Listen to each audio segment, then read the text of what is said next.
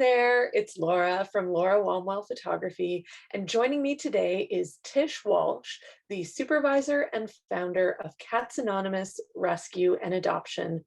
Hi Tish, I am so excited to have you here today. So I would love to hear a little bit about how Cats Anonymous got started.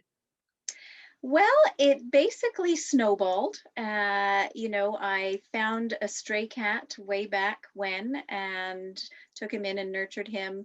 From there, I started rescuing stray cats and finding them homes because I already had 7 at that point and thought, I can't keep keeping all these cats. And then I joined up with the vet community. I started working in a vet clinic, and the word got out that I was rescuing cats. And I thought, okay, this is an area of need. I'm going to have to grow on this. So the shelter sort of slowly evolved over the years. I've been doing this for almost 30 years. Oh, wow. Yeah. Yeah. So I know you run a number of programs with Cats Anonymous. So what sort of cats do you serve? Well, basically, we will help out any cats that are in need. The first program that we started with and run here is the shelter, obviously, where we will take in people's pets when they are no longer able to care for them.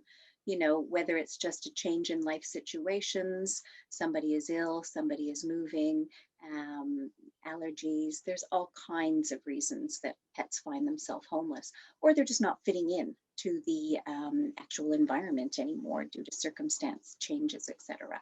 So those cats will come into the shelter for adoption. We start them off in our new arrivals quarantine area to make sure they're healthy, update them on anything that needs to be done. And then from there, we move them into whatever room in the shelter they fit into. You know, not all cats can live in a community setting. So we have our swinging singles room, we call it. And that's where you have to have a sense of humor in this world. So that's where the cats who do not play nicely with others live. They come out one at a time, they have the run of the room for the day, and then they go back into their, 3-level enclosure. But they don't come out together or they're going to fight or have behavior problems. So some cats have to live in that room. They just are not tolerant of others of their own sort. We also have our main adoption room, which is the community room. It's for the cats that are okay with each other or love each other. And that room is our biggest area. It's a really happy room to go into because all the cats are comfortable and happy. There's a sofa, there's all kinds of scratchers, there's an outdoor enclosure. We also have our spa room, which is the special needs cats. And anybody who's got special dietary needs or medical needs is in there, so they get a little bit more one-on-one, and it's a smaller room. We also have our kitten room, which is part of our kitten program, and that sort of encompasses the whole shelter. So once a cat is ready for adoption and goes into the room that's appropriate for them, they can then stay with us as long as it takes to find the proper home for them. We like to ensure that we've got a good match, and that way they're going to be able to stay in the home forever. So that's our first program. Second program is our feral cat program, and that's what they call TNR, Trap, Neuter, Return. Don't know if you're familiar with it. I'd love to hear more about it. Yeah. Yeah, well, Trap, Neuter, Return is focusing on the street cats. And, street cats live everywhere in subdivisions, people's sheds, under their decks. They're in local farms that, they just wander from barn to barn. Of course, the tomcats are looking for love. The girls are looking for somewhere to have a safe place to have their babies. So these are cats that are feral. They have grown up without human contact, so they're not socialized to people. So although they're a domestic cat, they aren't comfortable around us, and they don't want to be in our homes. They avoid us at all costs. If they get cornered, they get aggressive because they're fearing for their lives, basically. So it's not like your cat Fluffy who wants to sleep in your bed every night. These are cats that just want to be left alone outside, but they still need to be looked after. So that program, I think, is very important because that's where a lot of our population problems come from.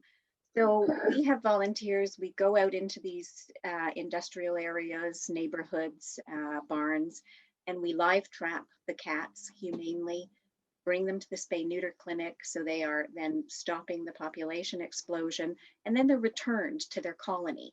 So we make sure that whoever has been looking after them is on board. We're continuing to look after them for the rest of their lives, offering shelter in their barn or shed or wherever they have been living, and then making sure that they do get fed every day, fresh water. If there's any problems in the future, somebody gets injured or sick, we will come back, we will live trap, we will have them looked at again. These are cats that don't belong to anybody, but somebody's kind enough to let them live in their backyard and kind enough to feed them out of the goodness of their heart. And the interesting thing with these ferals is that although these people never touch them, they get such a relationship with them. They love them from afar, and they name them, but they can't even put their hands on them and cuddle them.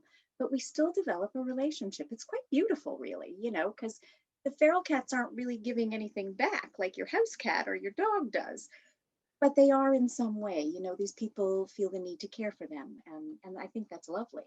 That's wonderful. I think so too. And, we'd rather they all came inside and slept on beds and were warm and safe and didn't have to worry about maybe being hit by a car or chased by a coyote. Nobody likes to think about that. But unfortunately, that is their lifestyle, and they're not going to adjust to being in a home, etc. So this is the best we can do. Let's get them healthy. Let's get them spayed, neutered, vaccinated, and then we go back twice a year, do a deworming program with everyone to keep them parasite free. So it's a good program, and it's the best we can do for them with what we've got and with their situation. Perfect. Yeah. What is your very favorite thing about doing this kind of work? What fills your heart with joy about cat rescue? Gosh, there's so many things, really. Obviously, the most obvious thing is seeing a cat blossom from illness or sadness or whatever, and going off to a new loving home where they're going to be cherished again. That obviously is a very big part of it. For me, I think you probably could tell by the way I was talking about the feral cats, that's my passion. These cats are unloved. They're downtrodden. The tomcats are so beaten up because they're fighting each other for territory and for breeding rights on all the females. And they're these old warriors that come in scarred and fierce, and we clean them up after a couple of months or even a few years has passed. These warriors, they have blossomed. They've become comfortable around people, not to the point that they want to come in and sleep on your bed, but they've become comfortable with their humans, the ones that they trust, that feed them and don't, push their boundaries. And they're not beat up anymore. They're clean, they're healthy, they're fat and sassy. It's great to see them surviving much, much better, So I really love that program. And of course, the third program that comes out of our feral cat program is our kitten adoption program. Ah. Our kittens all literally come off the streets. We don't take in kittens from, perhaps Mrs. Smith didn't get Fluffy spayed in time and she had kittens. Oops. Well, those kittens are looked after. Mrs. Smith isn't going to throw them out on the, road. She's going to make sure they find a home. So those guys don't really need us, but these guys from the feral colonies that are literally living on the streets, they need us. So that's where all our kittens come from. Believe it or not, we probably take in 75 to 100 kittens every year just Wow. from our, yeah, just from our feral TNR program. So if you imagine if we weren't doing that spay neuter program, how many kittens would be born year after year after year, right? Wow. So yeah. So making sure that these kittens get off the street and then they have a better life. It all sort of connects. So when a cat comes into one of your programs, whether not so much the TNR program, but your adoption program or your kitten program, what's their journey from there? Are they there at the shelter? Are they in foster care? How do they find that loving home? So again, two sort of different programs. The kittens that we take in, usually they need a little bit of TLC because they're not 100% healthy. Also, a lot of them are semi-feral already. They're hissing, spitting little demons, and they'll bite you. And they have the sharpest little teeth, you wouldn't believe. So these guys need a lot of hands-on. Being in a shelter situation for them isn't good for many reasons. They need more socializing one-on-one with people than they're going to get in a cage situation. You can't just sort of leave them loose in a room, or they're just going to run in the corner and hide. So you need to be able to get to them without chasing them and scaring them. Monster after me, you know. And of course, so those guys we put into foster homes. We've got an army of wonderful volunteers who love kitten season, love getting in their little babies so that they can nurture them. And to watch those little guys blossom from these hissing, spitting little balls of fluff to someone who's curled up in your lap and purring happily and then going off to a home is wonderful. So they'll start off in the foster home for quite a few weeks after they've been vetted, and then they'll come back to the shelter and be in our kitten room, where they then are seen by people for adoption. Perfect. Mm-hmm. What do you wish that the general public knew about rescue work? I guess one of the things that that people should realize is that rescue work is exhausting. You know, you might think, gosh, I'd like to work in rescue and I'd like to do that as a job. It isn't a job. It becomes your life. It engulfs everything that you do. You know, when people ask me, what do I do for fun? I think, I don't really get a lot of time. I work too much, you know, and yeah, rescue work it isn't what you do, it's who you are. So it is very, very emotionally exhausting as well as physically exhausting. You know, a lot of the times people will email and they'll say, geez, I sent you an email, I left a message, nobody's called me back, it's been a week. And you know, I think, be patient with us. You know, most people in rescue too are volunteers. They have families, they have jobs, they're trying to make a living as well as give as much of themselves to the cats as they can. So I think what I'd like people to be is kind and patient to rescue workers. We don't mean to not call them back. We want to call them back. But if we've got 20 kittens that need to be fed and bathed and cleaned, and it's 11 o'clock at night by the time we're finished, we're done, you know. So the cat care is always going to come first, and the people communications are always going to be left till the last, and then you just run out of time. You know? Sometimes too, it's a matter of, I can't say no one more time, you know, because we are in this business because we want to help animals, you know, that's what we want to do. But there are so many out there in need that sometimes we have to say no. And to us, that's crushing. You know, we don't want to say no. We want to say, yes, bring them all. But we have physical limitations. We only have so much room in the shelter. We only have so many foster homes. We only have so many funds. You know, so sometimes we might not call someone back because we can't bear to say no one more time. You know, we really want to say yes, but we can't always. So. Speaking of things that the community can do to help support you, I know that you have some ongoing fundraising events. I know COVID has changed everything for a lot of community organizations, but if folks want to help you out with fundraising, what do you have going on right now? One of the things that I think all charities are finding hard is fundraising, because we've had to change our ways and go to cyber fundraising rather than group fundraising. You know, we used to have open houses here at the shelter where people could come. We would sell crafts made by our volunteers. We would have chili dinners, and our biggest fundraiser, which supports our kitten program, was our silent auction and luncheon. And that was always fun because we'd be 100 people getting together, cat lovers, telling stories, having lunch, silent auction, lots of laughs, lots of camaraderie.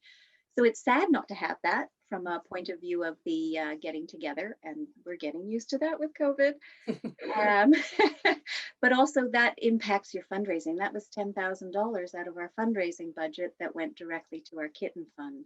You know, our kitten program probably costs us between $20,000 and $25,000 a year by the time we buy all the proper food, proper vet medications, spays, neuters, microchips, vaccines, etc. Getting these little guys healthy. Adoption fees cover part of that, but they don't cover all of it. So that's where our fundraising efforts come in. And that's where the silent auction was very helpful. So currently we're doing a cyber fundraiser online. It's through Canada Helps. I don't know if you've heard of them, but they are a government-run organization online, so people can safely donate funds through the internet, and we don't have to set up the secure connection. So it helps us save some money. So if they go to our website, catsanonymous.ca, or follow our Facebook page, there'll be a connection to our website and to Canada Helps, where you can donate to the kitten fundraising program. And you can donate whatever you can, $10, $20 or more if you're able. It's very heartwarming to see how many people are donating in these hard times. It's amazing, because we know everybody is financially as well as emotionally strained, and yet they're still opening their hearts. So that's online, and we're working on, because we had a lot of stuff donated to our silent auction last year and we couldn't have it. Nobody wants to let these great items go to waste. They're sitting here in our storage shed.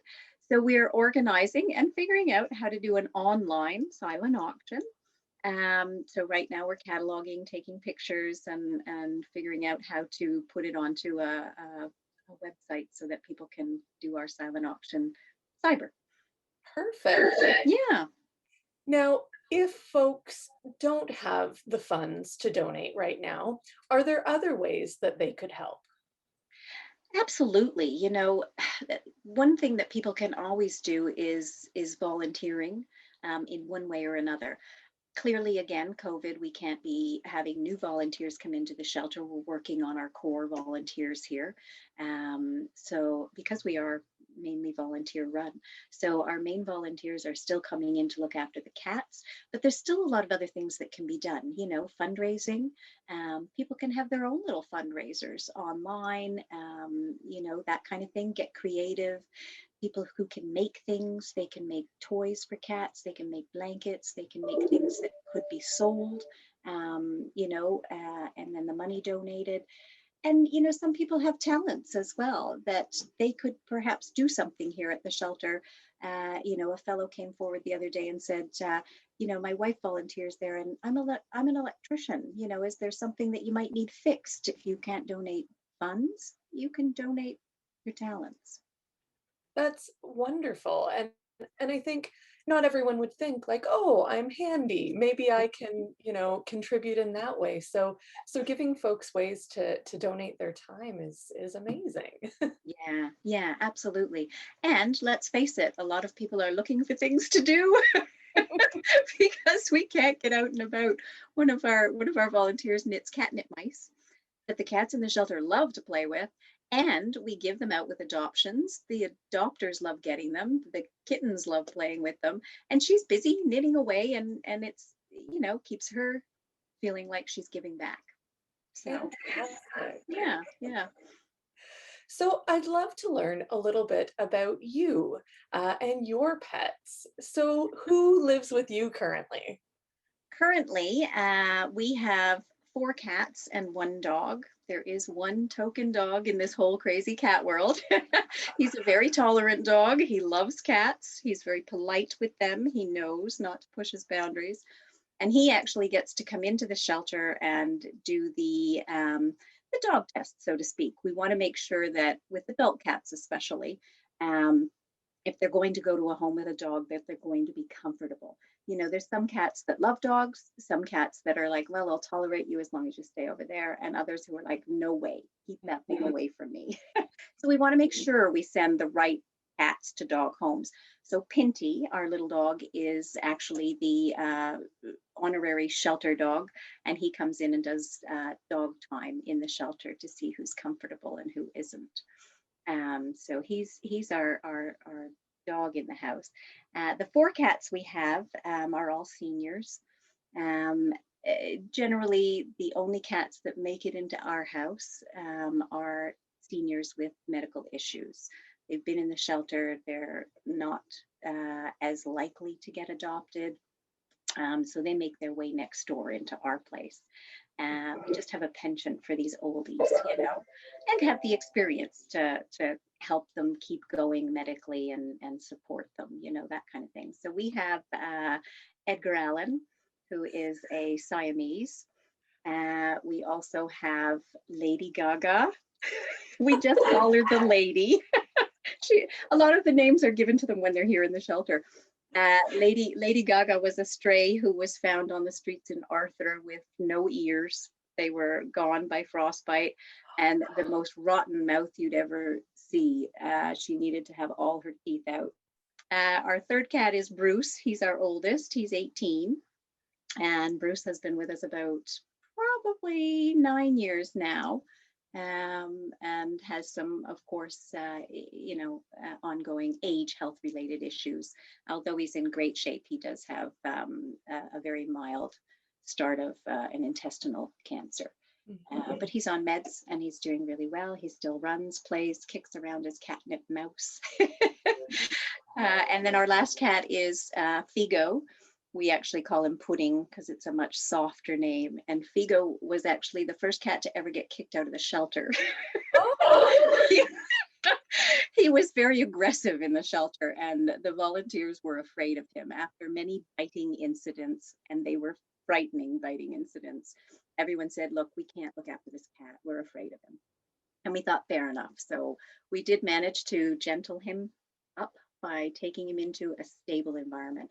A lot of cats that are a bit reactive don't do well in a shelter environment because there's different people every day. There's a lot of noise, commotion, a lot of different cats coming and going.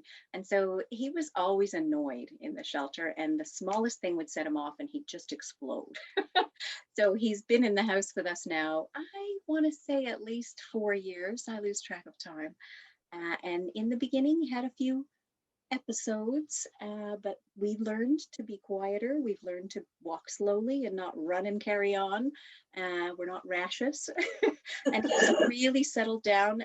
He sleeps every night on Jodie's chest. He absolutely adores her.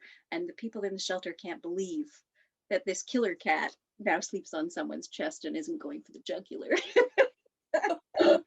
Yeah. Oh, wow. That's our menagerie in the house. And do you have any favorite things that you like to do with the cats and the dog? Yeah, I was going to say the dog mostly is happy just to be with me. He would love to go for walks more often, but he takes them when he can get them. He's very patient. With the cats, they're older, so they're pretty calm. They're not big players anymore. They're not running and carrying on. So we do a lot of reading time together, just nice to quietly sit, read a book or watch a movie with a kitty curled up on your lap. Nice. Mm-hmm. So before we finish off, I have some rapid fire questions for you. Okay. I'm ready for your rapid fire questions. Perfect. Okay. Cat or dog? Cat. Favorite breed? Siamese. What are your pet's favorite treats? Hands down, Temptations. Nice. Are your pets full of beans, full of dreams, or full of something entirely different? I think each one of them is full of something entirely different. If your pets were in a band together, what kind of music would they play? Well, that's a good question. They probably all couldn't agree on what they would want to play because they are all very individual personalities who don't really love each other and snuggle up together. So there'd probably be a lot of jostling, and they would probably play a wide variety of things just to placate each other. Love that answer. Finally, if money were no object, what's one incredible thing that you would do to spoil your pets? Gosh, that's a good question. I would build a beautiful outdoor enclosure for them that had natural trees growing up through it so they could climb, they could get a lot of sunshine, they could real cats outdoors but safe. Mhm. Outdoor oasis. Nice. Yeah, yeah. So before we finish off, I would love to know, what can the Southwestern Ontario pet community do to best support you and Cats Anonymous? I think, basically spreading the word about the good work that we do here. If people can easily follow us on Facebook, there's a lot of happy stories there, the happy endings, just the work that we're doing here, cartoons. And if they spread these stories far and wide, the more that people know about us, the more followers we'll have and the more donations we can probably garner during these tough times to keep us going in the future as well. So I think really let's just all band together and support each other. Amazing. Well, thank you so much for sharing some of your time today, Tish. I really appreciate it. Is there anything else that you would like to say to the folks listening? I would just like to say thanks for listening to us. Thanks to you for doing this. Again, in these times, it's nice to have as much input with people as possible. And, try and stay positive, everybody. Try and be supportive and be kind. Awesome. Well, thanks again. This is Laura from Laura Walmwell Photography. I'm joined by Tish Walsh of Cats Anonymous Rescue and Adoption, and we both hope that you and your pets have an awesome day. Bye. Bye.